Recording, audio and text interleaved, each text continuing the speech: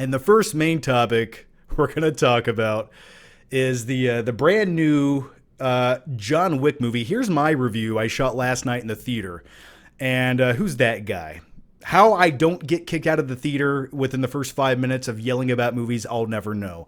But if you haven't watched my review yet, please go give it a like over on the Flickpick channel, my main channel. The link is down below. But I'll just show it here in the background as I talk about the movie.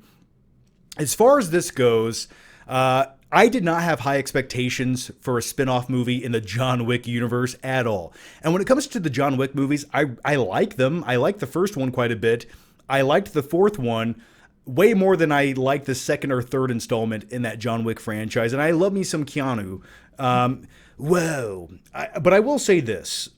Watching him in this newest installment, and keep in mind, he's in the movie for like probably 12 minutes, and he's simply there to help justify calling this a John Wick movie and to help sort of sell the movie. And maybe in a future installment, the franchise won't need him, the Ballerina franchise, but part of me thinks it's always going to need Keanu in the trailers to some degree to help market this movie. And I'm curious to see how well this does at the box office. But as far as the movie goes, Ana de Armas, hey, she's easy to look at, and I had some reservations with her being cast in this movie. I like her as an actress, and keep in mind, she learned to speak English when filming the movie War Dogs back in 2016. Before that, she didn't speak a lick of English. But I actually liked her in this role. And the biggest complaint I've heard from people who have not seen the movie is, well, I don't buy this 90-pound supermodel kicking everyone's ass. And hey, I'm right there with you. But the great thing about this film is, yeah, at times she does kick some ass, and maybe you have to suspend your disbelief.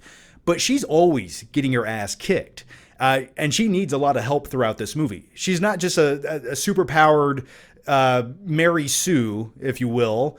She's not Rey from The Force Awakens. She can't just do backflips over a spaceship or whatever. She does get her ass kicked a lot in this movie, and I liked that. I appreciated little details like that, and she does need a lot of help. But keep in mind, this is her origin story. She's not going to be perfect at everything. She's not the most skilled assassin.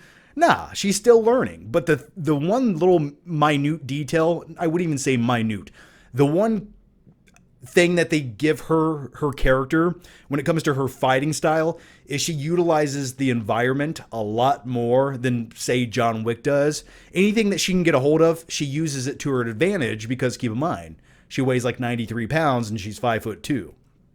So I like that the movie justified things like that. And as far as an action movie goes, there's like 4 or 5 cool action sequences that justify this movie's existence. Now, the story's the same old shit you've already heard in every other John Wick action movie. Someone killed her father, boo-hoo, get over it, okay? They didn't kill your dog, life will go on, okay? John Wick justified why he needs vengeance. Your dad, it's just your dad, okay? They killed his dog. But anyway, I'm just kidding. The story is serviceable at best, but there's some cool action scenes involving grenades, flamethrowers, and what have you. Don't ask why I have a clip of Mr. Freeze in my review. You'll just have to go watch it. But the last thing I wanted to mention about Ballerina, and more specifically my YouTube movie reviews, as you can see, I'm not sitting in a chair. I'm not doing a whole bunch of cuts. I just went into an empty theater after the movie was over and crapped out my thoughts. Now, that's sort of hard to do. It really is. And when I'm watching the movie in the theater, I'm trying to figure out what I'm going to say in a review and try to do it in one take and get all these thoughts out and be witty and entertaining and charismatic and all that other stuff that comes with talking about stuff on YouTube. And shooting this in one take, or sometimes multiple takes, I wouldn't say it's easier than just sitting down talking about the movie where you can just say the same thing 10 times in 5 different variations to get it just right and then edit and tweak it. But I like sort of being off the cuff. That's what I like about doing live shows. So the same thing, I feel like I have the same feeling towards movie reviews. I'd rather be forced to just say what I think without having the option to correct everything. I just think it's more authentic. And maybe it's not as articulate sometimes because I am just crapping this out at 11 o'clock in an empty auditorium in the movie theater, and hopefully no one comes in and looks at me like I'm crazy as my wife holds a camera with a microphone and lights on it, and I look like an insane man screaming about ballerinas. But if you like that style of movie reviews, let me know down below. For me, they're just more fun to make.